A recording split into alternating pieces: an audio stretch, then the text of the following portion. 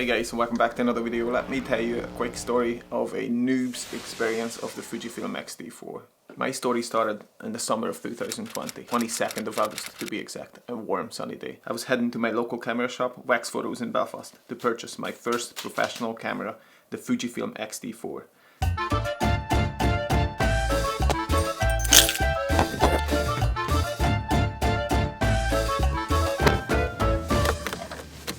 I went with those guys because on top of Fuji's 12 month, they offered an extra 1 year warranty on all Fuji cameras, and it was the fastest option.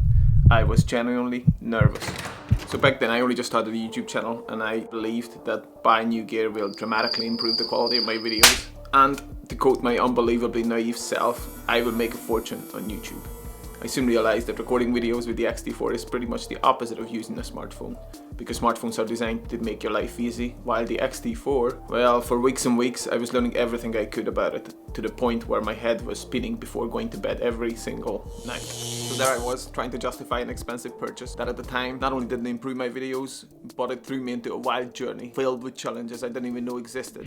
So I started looking into filmmaking tutorials on YouTube just like everybody else, and the very first thing I learned, apparently audio is more important than almost anything. 60% of why something is good or bad is the audio. It's more important than video, hands down, without a shadow of a doubt. I'll say that. And that the X-T4 doesn't have a great microphone built into it. Great. So I needed a microphone, but what kind of mics are there in the first place? Well, I felt like I needed one that I could attach to a camera, so I quickly purchased a shotgun mic. Okay, audio sorted.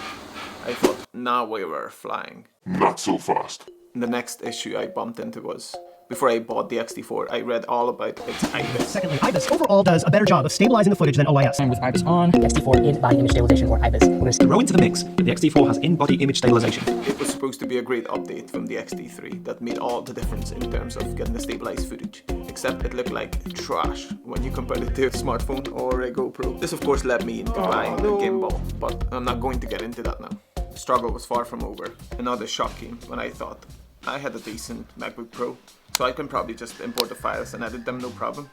Think again.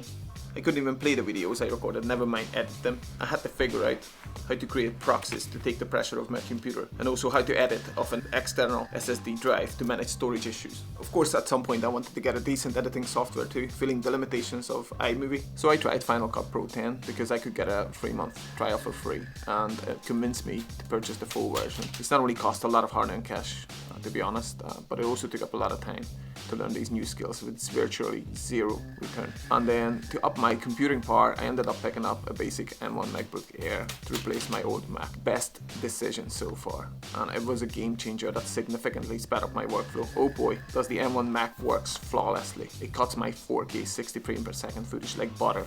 No more proxies. Let's get back to the story. All this hard work, and I wasn't even achieving any sort of cinematic look like I imagined I would. I mean, I had to figure out the most basic things. I didn't even know what aperture was at the time. More research, more learning.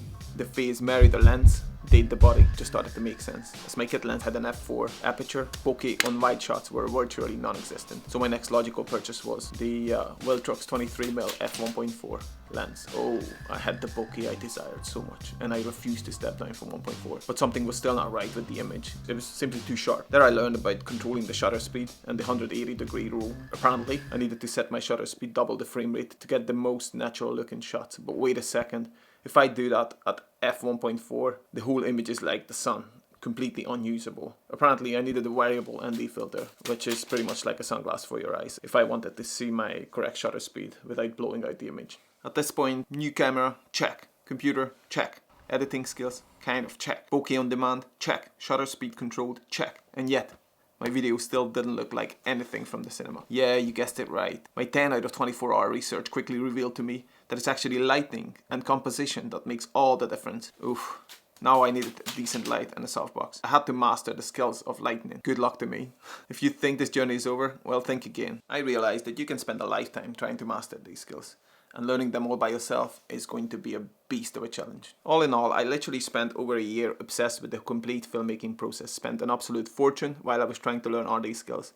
But I soon realized that when it comes to actually making good content that has the slightest chance of being interesting, it doesn't really matter how beautiful your images are. No one cares about how great your edits, lighting or audio is. The only thing that matters is the story. Story simply trumps everything. So now I'm in the process of learning to tell stories. Please join me in this journey. See you in the next one.